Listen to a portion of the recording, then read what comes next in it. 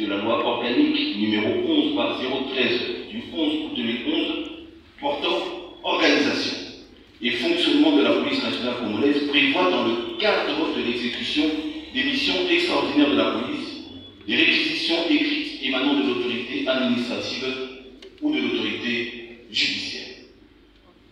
C'est en vertu de cette unique disposition que s'établit notre collaboration avec le commissariat provincial de la police nationale congolaise.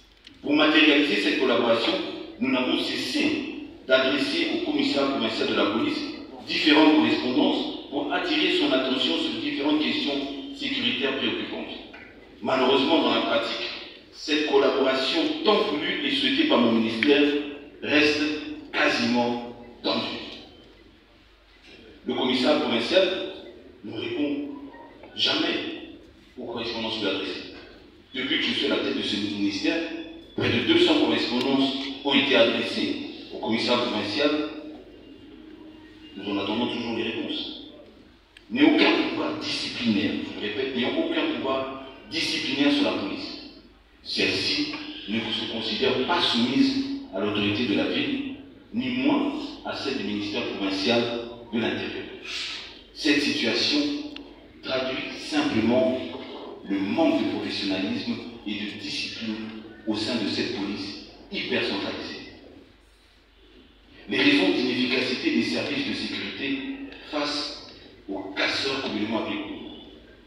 La police nationale congolaise, en vertu de ses missions ordinaires qui s'exercent dans le cadre de service normal de police, prévient les troubles à l'ordre public et les infractions, constate celles-ci, on rassemble les preuves, on recherche et on identifie les auteurs et les défère devant l'autorité judiciaire compétente.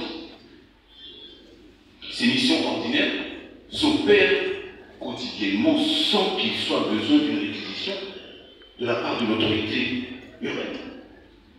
Cette police, dans la ville de Kinshasa, est organisée, structurée à travers le commissariat provincial et placée sous l'autorité du commissaire provincial.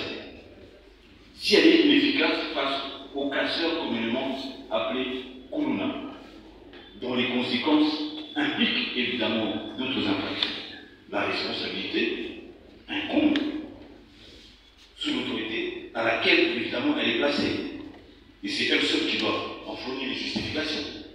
Malheureusement,